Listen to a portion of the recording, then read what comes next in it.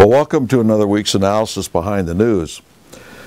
I really don't want to discuss what I'm going to be discussing today. I would prefer much any other subject, but we do need to have to deal with the Aurora shootings by this individual by the name of Holmes and ask some serious questions. We're not going to give you any facts relative to the case that you can't find out on your own by reading your local newspaper or going online or anything else. But there's some things about it that disturb us. For one thing, how is this individual able to get all of this massive equipment that he used? And we're not sure about the sophistication of the explosive devices in his apartment. It appears that they weren't as sophisticated as originally thought. We just simply don't know at this juncture. But the question that I have to ask about it all is this. How is this individual able to afford somewhere between $10,000 and $20,000 to purchase all of this equipment that he used in the shooting? He's an unemployed college student. Did he take it out of his student loans that he had in the bank? Does he have a trust account? Does his parents write him a check? What? I think it's a very serious question to ask. How did he get this wherewithal all together and afford it? The second thing, and by the way, do it without the authorities setting off an alarm in their vast national security system where they're keeping an eye on everybody. They apparently didn't spot this individual. Not that I agree that they should be doing these things, but in this case, this vaunted security system that we're supposed to have, this guy fell through the cracks. Pretty wide crack. The other thing about it is his parents. At first we hear a statement out of the mother that she wasn't surprised at all that this was her son. Now we hear nothing from the parents. Well, why did the mother believe this? Why did she think that? What was it that she knew about her son that we don't know? There are other disturbing things too from the shooting range and things of that nature. That if he leaves a note for a message for this man and gets back incoherent messages, you would think that he would perhaps be a little suspicious as to this individual's mental capacity. A lot of different questions. The biggest question, though, that I want to ask you is, what about the other shooting in Aurora that you didn't hear about back in April? You see, back in April, there was another shooting in Aurora that got very little national attention because it happened in a church where an individual, a convicted felon who was released from prison, came into the church and killed a parishioner. Meanwhile, another parishioner who had a concealed carry permit opened fire on that individual, thereby lessening the carnage that could have taken place. And that's what could have happened in this theater had there been 1, 2, 3, 4 other individuals in that theater who had concealed carry permits and were carrying.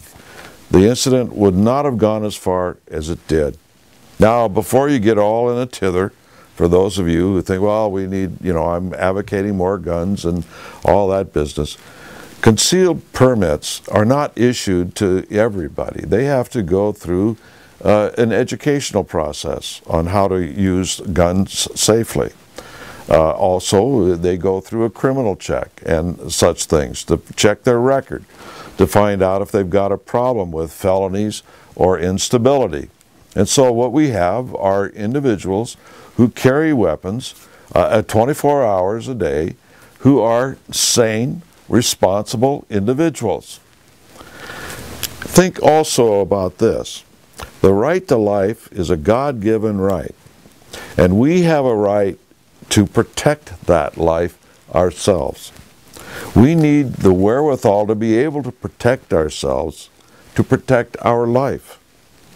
And now what we see is a crescendo, as usual. They use every crisis they can to advocate taking guns away from everybody.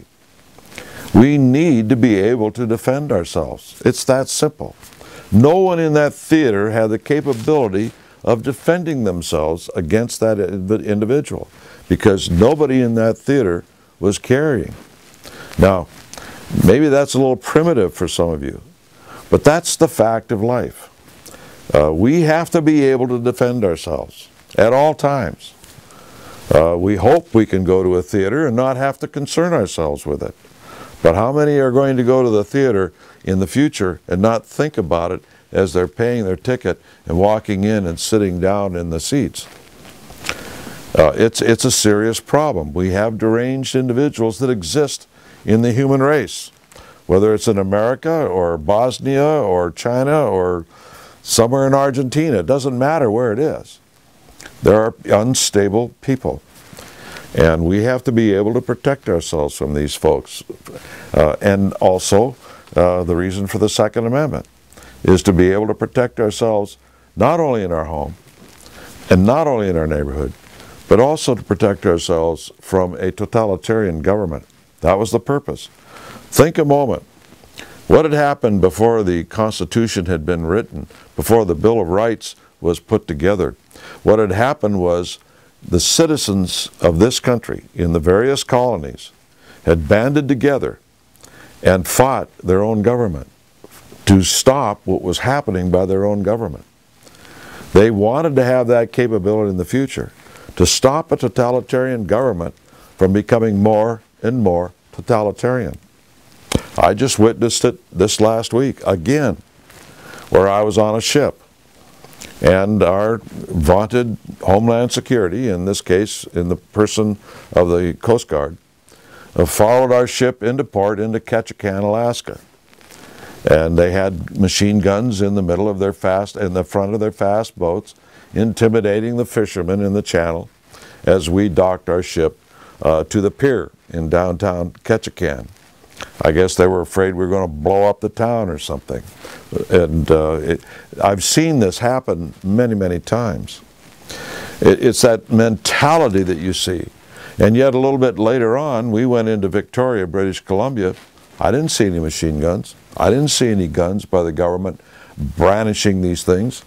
I didn't see any signs that said I couldn't have a camera or a video camera or a cell phone that takes pictures. But I did when I docked back in the United States. That's forbidden.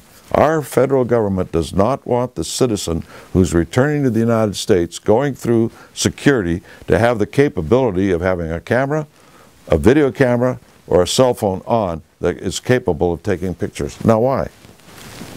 Well, I've got to ask, why is it that our government wants to disarm the citizens of the United States, and they don't want the citizen to be able to take pictures of them doing their job? I mean, if everything's copacetic, if everything's okay, what's wrong with that? I don't see anything wrong with it. One other thing that before, I think that we'll leave it at that. I just have a lot of questions about what's going on with this particular situation in Colorado. I get a little bit suspicious after a while when I don't have answers to questions. Then I don't want to get ahead of the evidence, but these are just questions that need to be asked.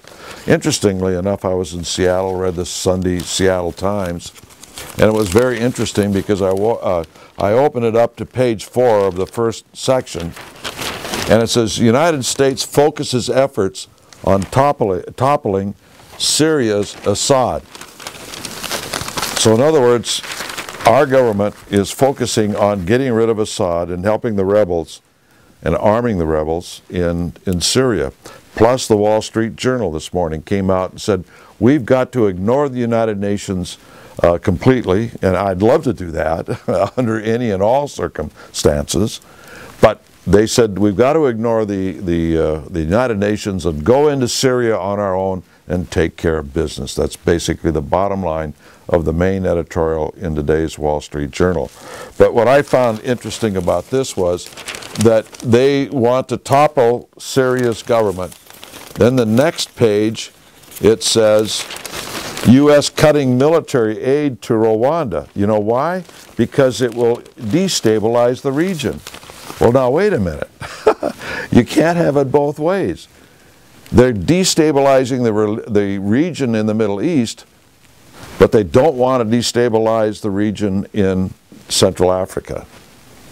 It just doesn't compute. It doesn't make sense.